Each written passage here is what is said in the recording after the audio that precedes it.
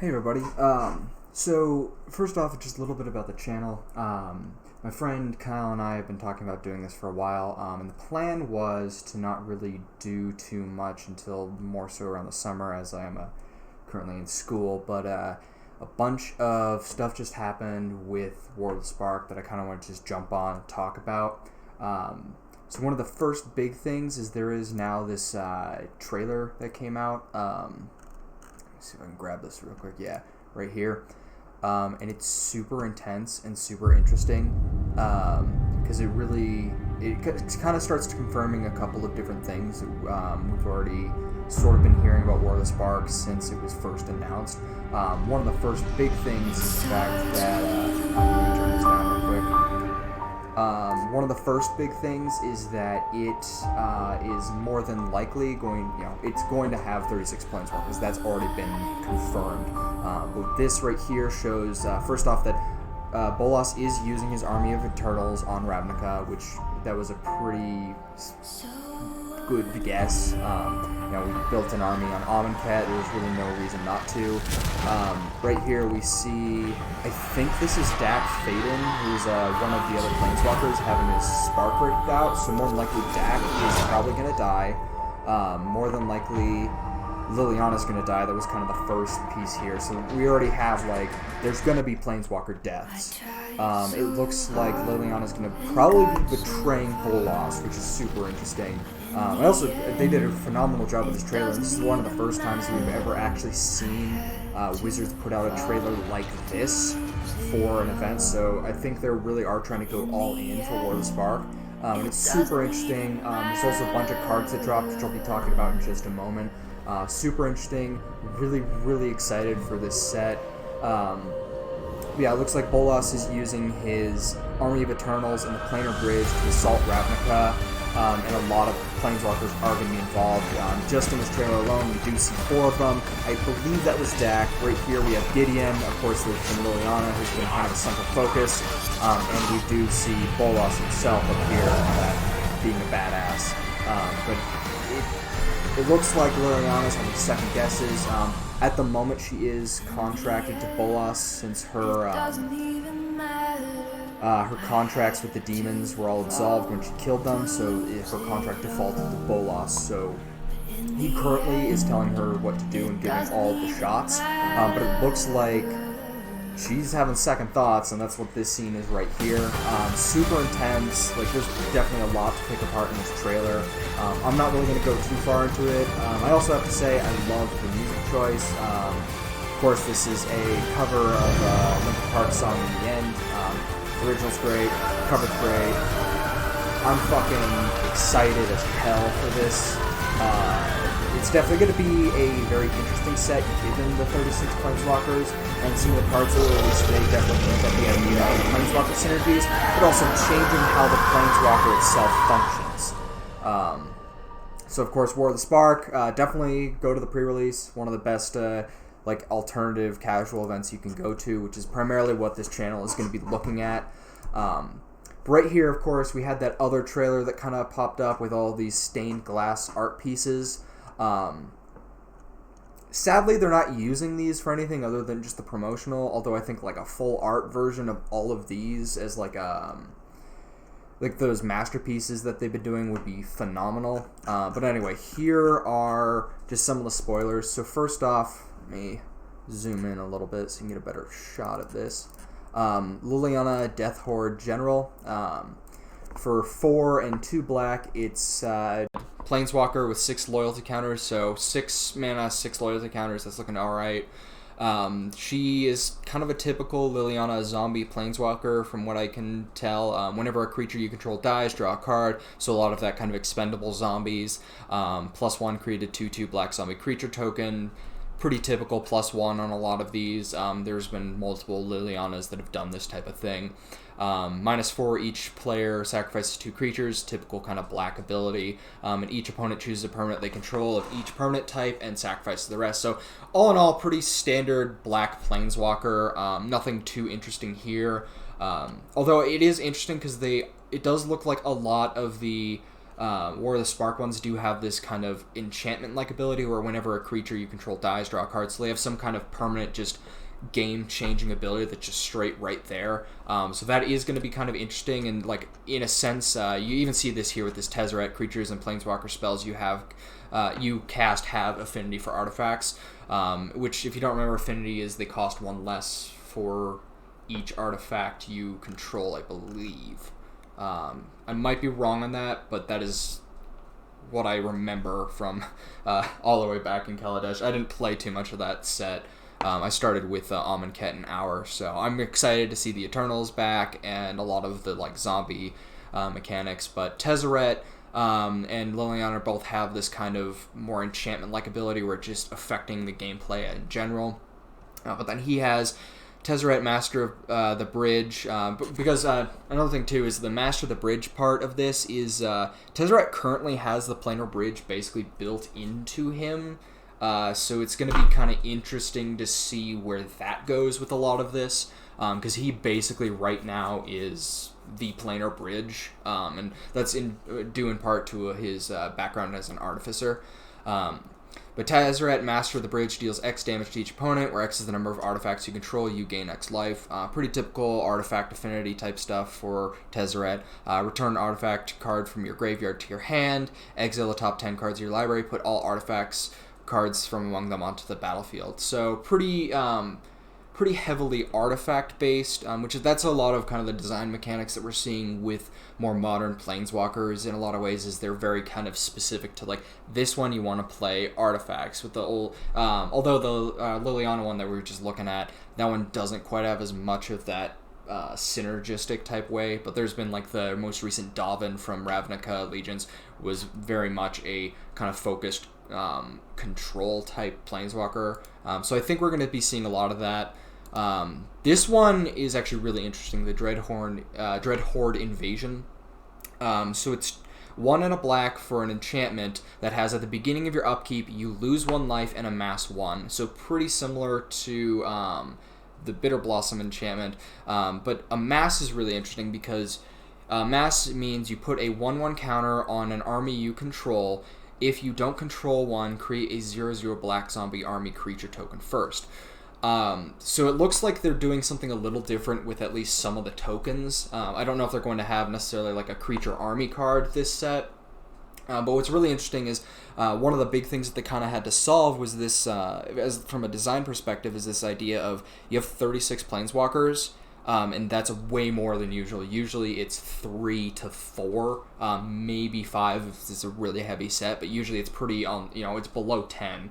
So this is the first time that we'll ever have 36 Planeswalkers in one set, and Standard's basically getting double the amount of Planeswalkers that it'll have with this set. So it's going to be interesting to see, but one of the problems they have there is usually those slots would be filled by creatures, but we can't do that because of the Planeswalkers taking up those spaces. So it's going to be really interesting to see what happens with this army token thing, whether it's just kind of it's an army it's a creature with a subtype of army, and it's like a creature token that just has army tagged onto it, or if they do something else with it, where it's more so along the lines of like Diagraph Mob, I believe is what it is, where it's whenever it's dealt damage, you remove a 1/1 counter from it and create a 2/2, and those types of things where it's kind of like a group of them, and each 1/1 counter essentially is another creature or part of this like mob of creatures. So that might be interesting to see. And then its other abilities: whenever a zombie token you control with power 6 or greater attacks, it gains lifelink until end of turn.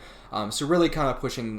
This one's working with some of the zombie tribal type of things that we're more than likely going to see given the Eternals coming back, kind of with like with Amonkhet. Then we have here Ajani the Great-Hearted, which first thing to note off the bat is this is a rare, not a mythic rare Planeswalker. So it does look like they are dropping the rarity of a couple of these Planeswalkers. I do know there was a Vraska printed at Uncommon, which should pop up here in a second.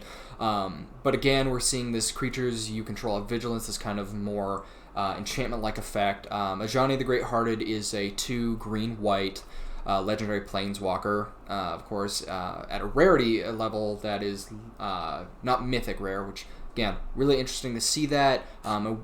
I wonder if they're going to start doing that a little more, because I think one of the things that they seem like they've been running into is having to devote mythic slots to the Planeswalkers. Seems like it kind of takes away from some of the design work they could do. But he has a +1 of you gain 3 life, and then a -2, put a +1/+1 counter on each creature you control, and a loyalty counter on each other Planeswalker you control. He enters with 5. So right off the bat, his -2 is pretty strong.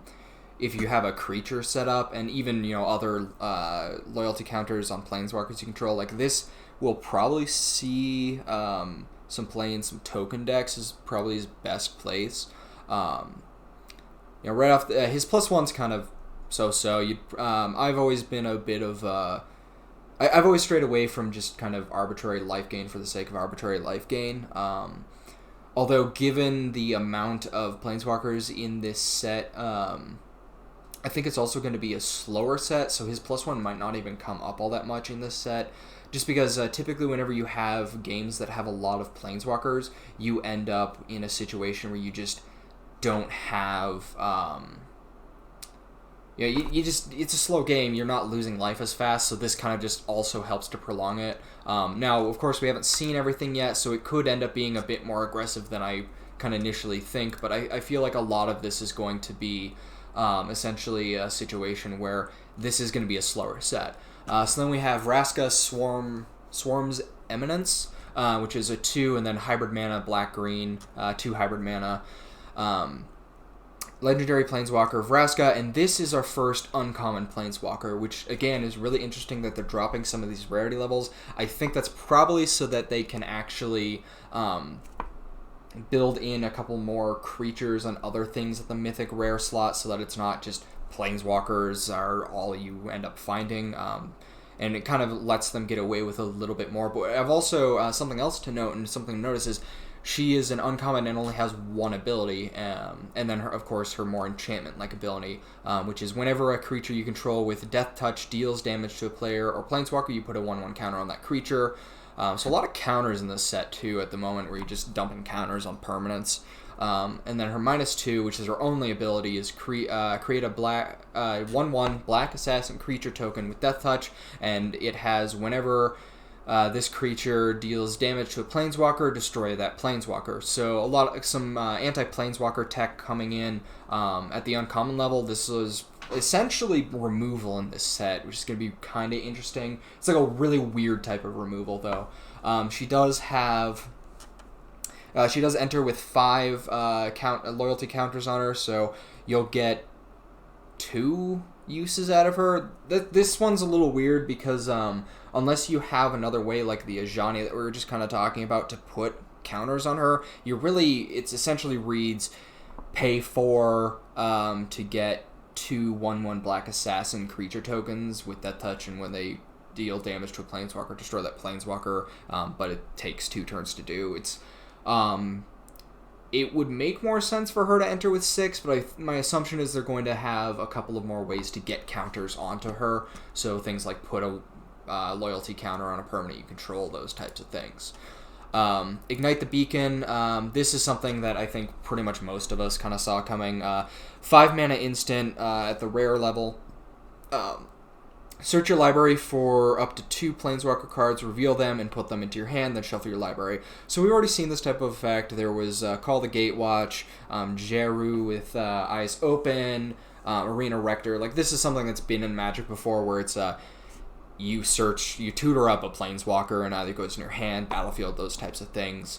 Some of the flavor text on this: if you can't save yourself, you fight to give someone else a chance. Ajani Goldmane. So a lot of this is, War of the Sparks being set up to basically be like the last stand against Bolas, and like if he wins, it's the end of the every plane in existence type of thing, and he essentially becomes the god of the multiverse. So it's going to be interesting to see some of the flavor text on this too. I've definitely always been a pretty big fan of a lot of the story of Magic, and this one's shaping up to be a really intense one, as you can see from that trailer that I just kind of showed.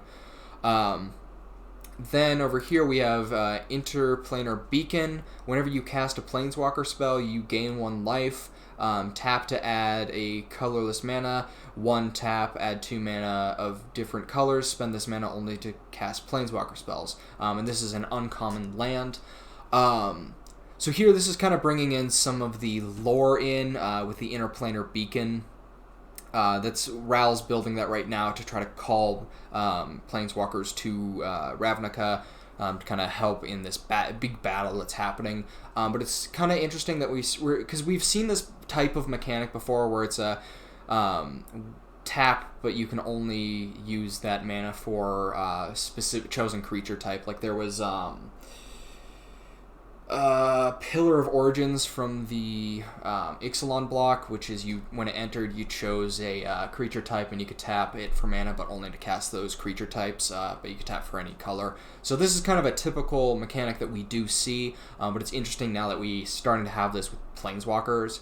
All I'm saying is Atraxa Super Friends is getting super interesting again.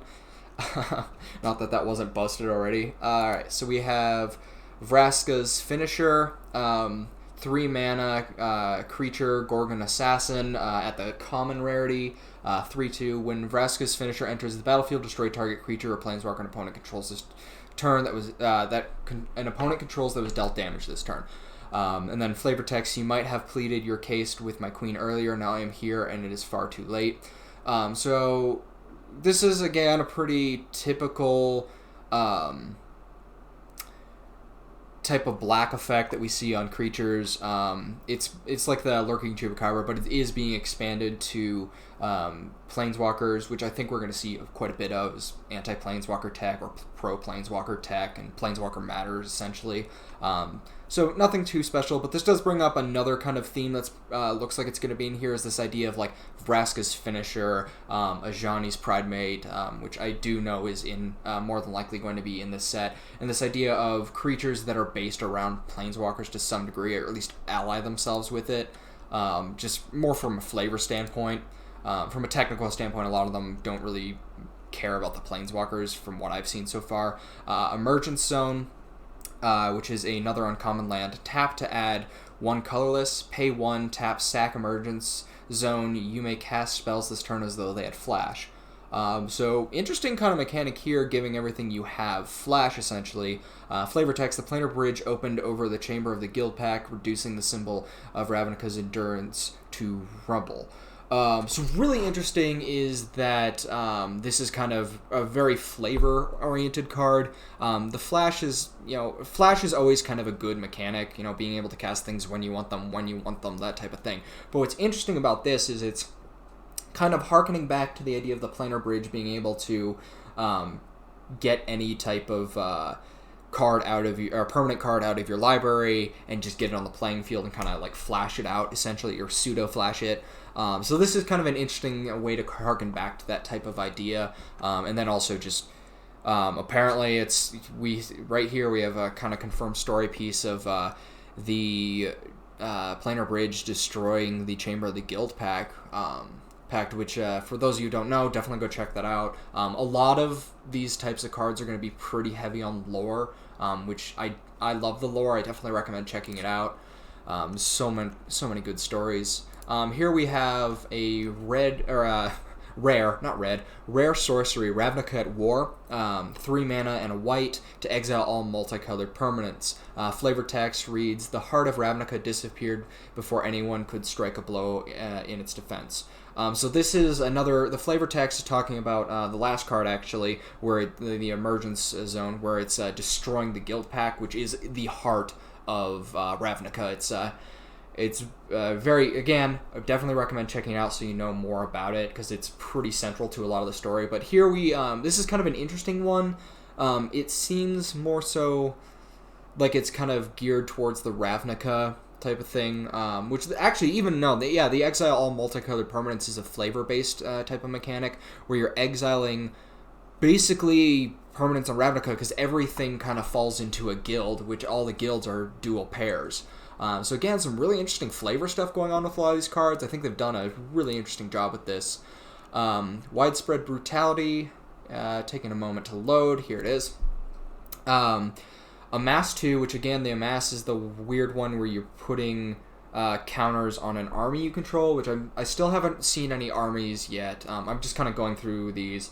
I just straight up just was like, holy crap, some shit just fucking happened. I'm just going to get in here and just start talking about it.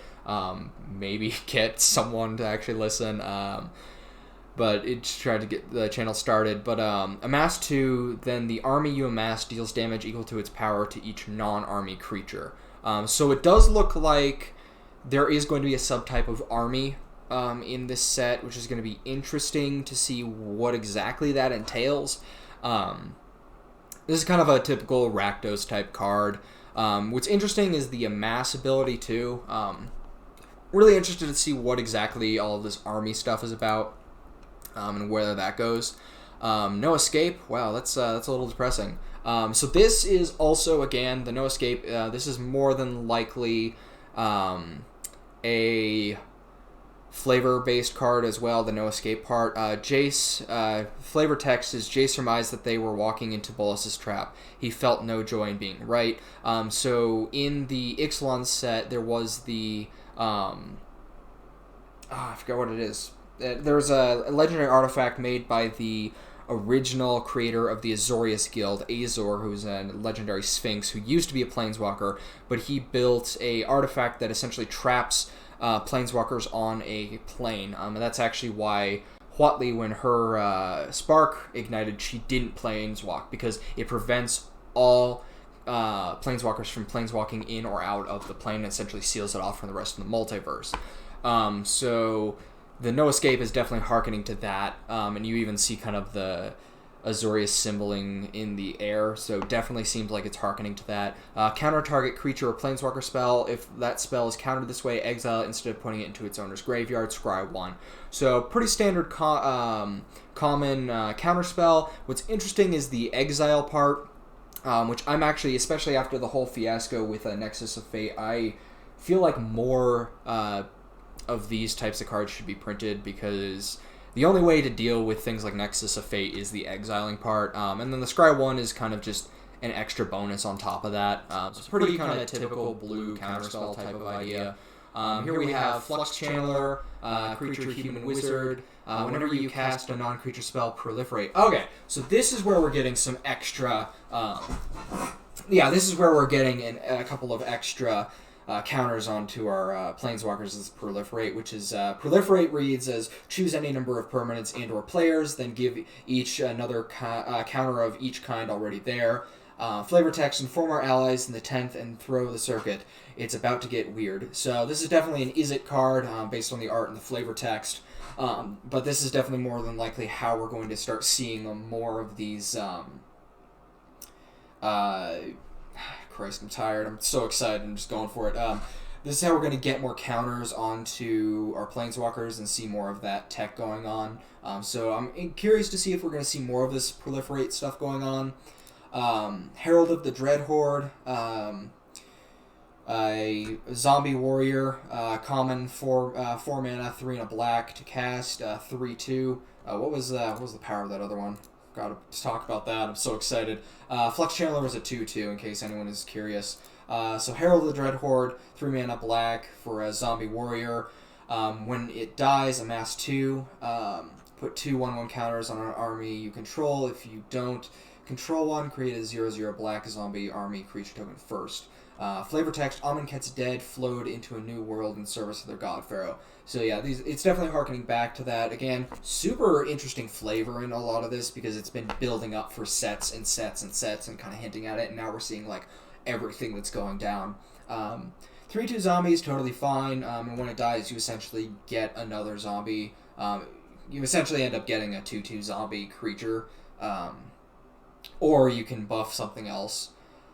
It is interesting that they chose the wording, if you don't control an army, create a 0/0 black zombie army creature token first, just because it's hinting at the idea that there's going to be other like creature zombie army type of things. I kind of wish you got the choice where it's put 2 1/1 counters on an army you control, or create a 0/0 black zombie army creature token and put those counters on it. But this is fine. Definitely going to be interesting to see how this works and what happens. Next we have Invade the City, which is a 1 blue-red. Again, definitely, harkening. This is actually really cool on the art side. Sorry, as a graphic designer, electronic artist, I get nerdy about this. But here in the art, you can actually see the symbol of the Gald Pharaoh, and I think that's actually like you're looking into Amonkhet and seeing Amonkhet from Ravnica through this portal. So that's really cool, really neat. Whoever the artist is, Sung Choi, great job. This is phenomenal artwork, like just beautiful. So this is Amass X, where X is the number of instants and sorcery cards in your graveyard. So again, the Amass mechanic coming back, but this one is again a very Izzet type of synergy where you're looking at sorceries and instants. And then flavor text: Death greeted the world with the roar of desert air. So yeah, this is Amonkhet that we're seeing through here. So this art is gorgeous. Just absolutely beautiful. I loved Amonkhet as a set because I just fell in love with it. I thought it was phenomenal. I've always been a big Stargate nerd, so a lot of the like ancient Egypt type of thing really resonated with me. So here we have a legendary artifact that has black in the mana cost, which is interesting. Bolas' Citadel, 3 and then 3 black, legendary artifact at the rarity level. What was the rarity level of the last one? Uncommon. You may look at the top card of your library at any time. You may play the top card of your library. If you cast a spell this way, pay life equal to its converted mana cost rather than paying its mana cost. Tap, sacrifice 10 non-land permanents. Each opponent loses 10 life. So this right here is ridiculous. Being able to get free things for just the cost of life. I've definitely seen Orzhov games where someone had 40 or more life, so casting something for 3 to 5 life is nothing, and usually you don't have many things going on 10. This is also probably going to see some commander play, is my guess, considering the amount of life gain that you can definitely build in there, and just having like all of those types of things. Plus the other thing too is the sacrifice 10 non-land permanents, each opponent loses 10 life. That's probably going to be that's a decent game ender. I don't think this is necessarily going to see a lot of play in standard right up, given its kind of high and restrictive mana cost. Like, you would essentially need to build up a ton of permanents first, then play this, tap it, sack it, and deal 10 damage to each opponent. I can see it, yes, getting some play and not. It'll primarily depend on what some of the other synergies are and whether you can get to that 10 permanents by 6 mana, and whether you can. Like, I think it will see some play, but I think this is primarily going to be something more along the lines of a casual or a commander card. But that's just ridiculous. I'm excited to see that. That was also a rare. I don't know if I mentioned that. Tybalt's Rager, 1 colorless and 1 red for a devil uncommon level 1/2. When it dies, it deals 1 damage to any target.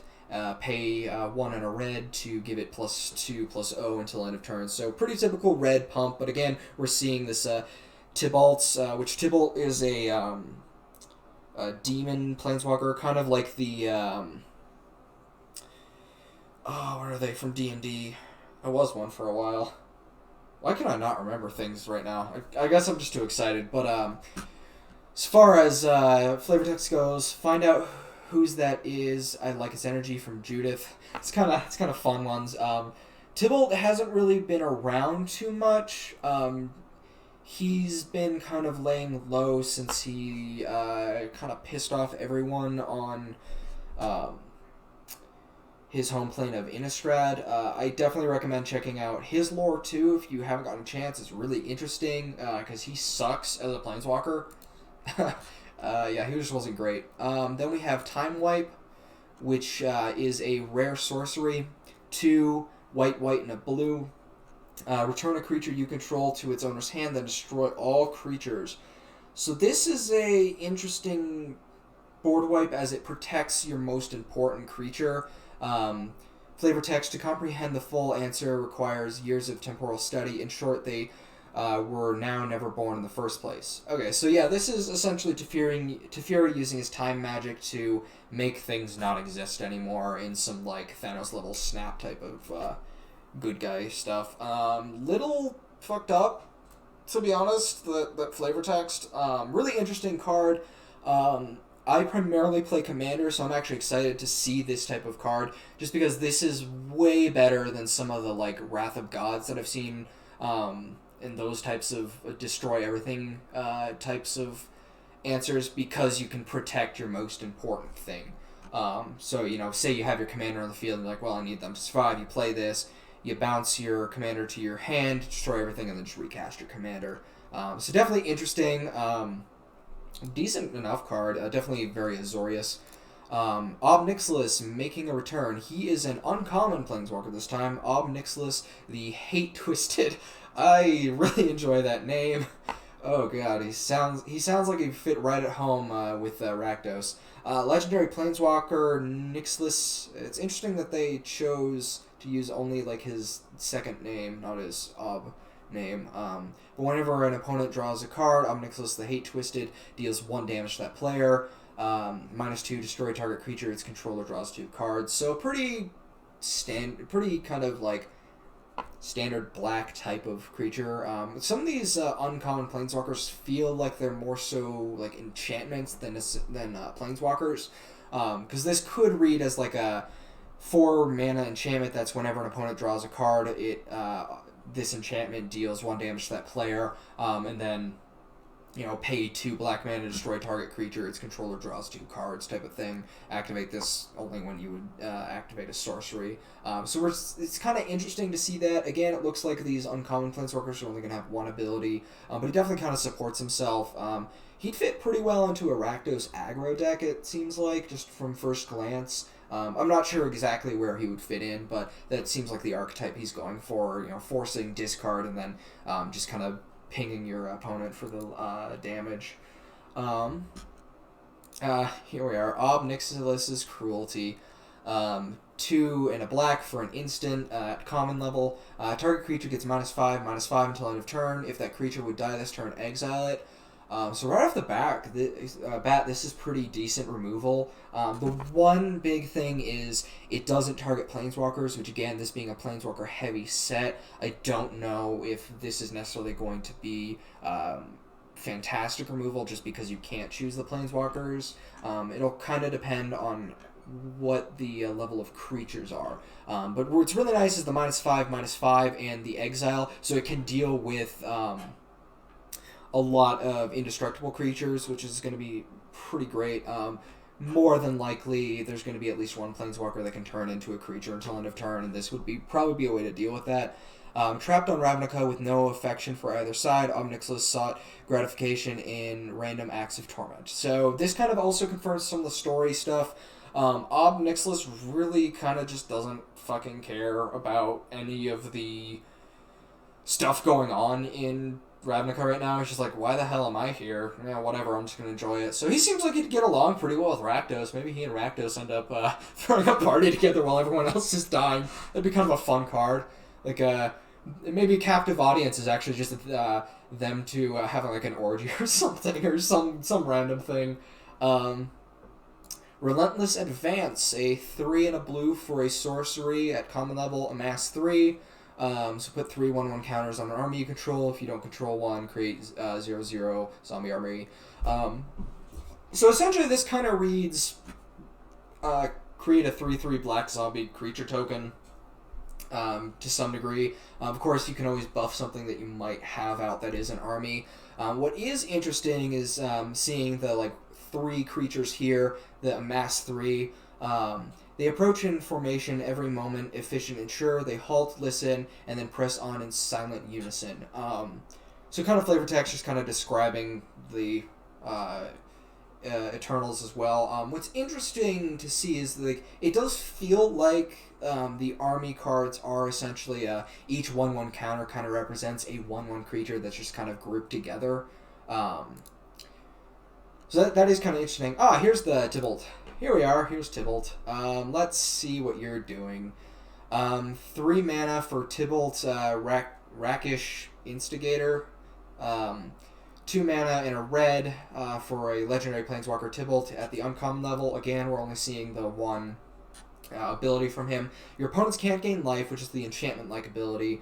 Pretty typical red one. Create a 1/1 red devil creature token with when this creature dies, it deals 1 damage to any target. So kind of just a token generator in most cases, it seems like for a lot of these.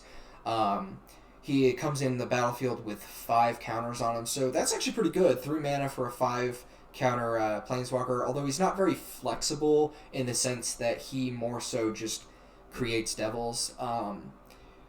He also, kind of like Ob, seems like he'd probably be red at home in Rakdos. So right here we actually have a promo card. This is the Friday Night Magic promo. The FNM down here kind of signifies that. Paradise Druid, 1 and a green for an Elf Druid creature. Paradise Druid has hexproof as long as it's untapped. Tapped to add 1 mana of any color, and she is a 2/1. So pretty typical kind of elf tapping for mana type of thing. She is an uncommon. She does kind of have the green hexproof one. Pretty kind of typical, nothing super impressive here.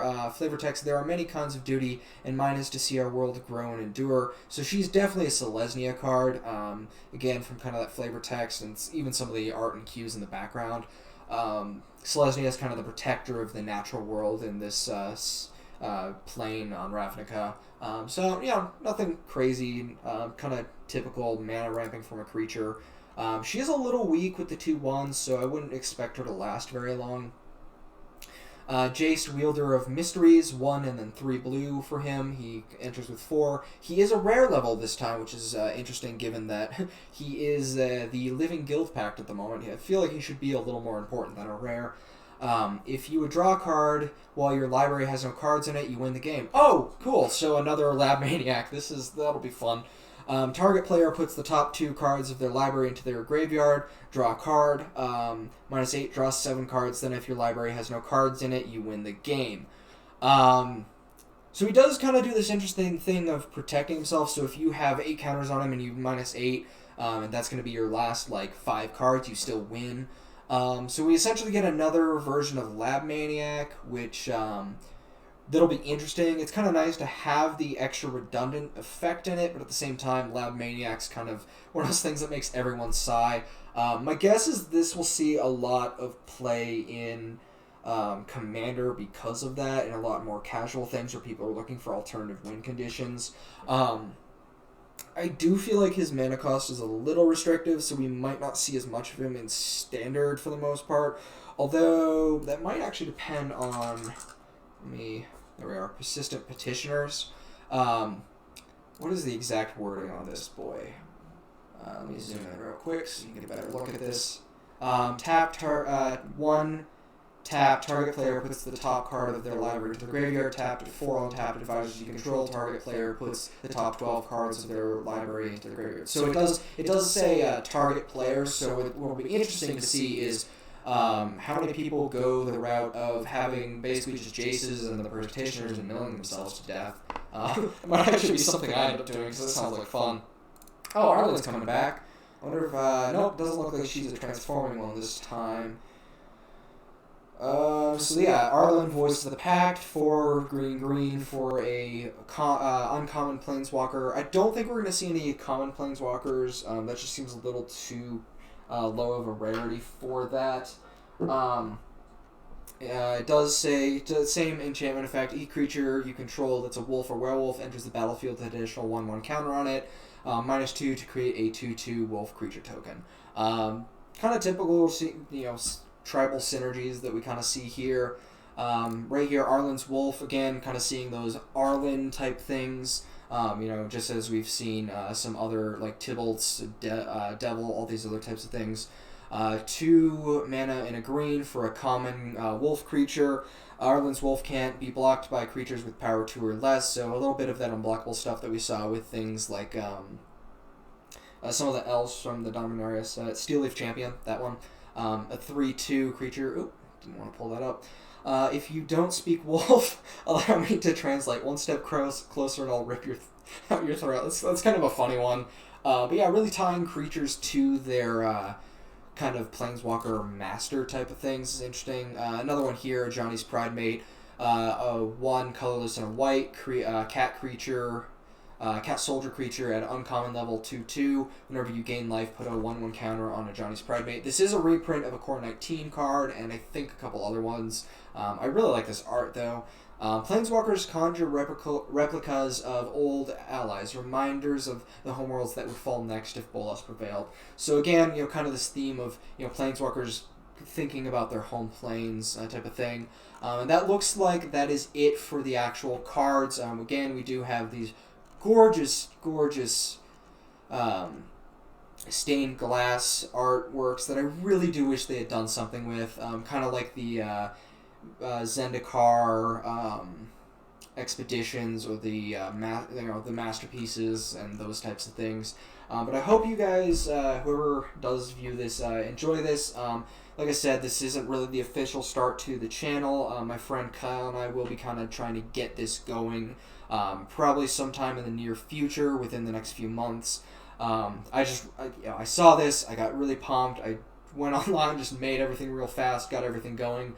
And we will be focusing more so on the casual side of Magic, and more so on the things like casual drafting and Commander, running your own playgroup, that type of thing, janky sides.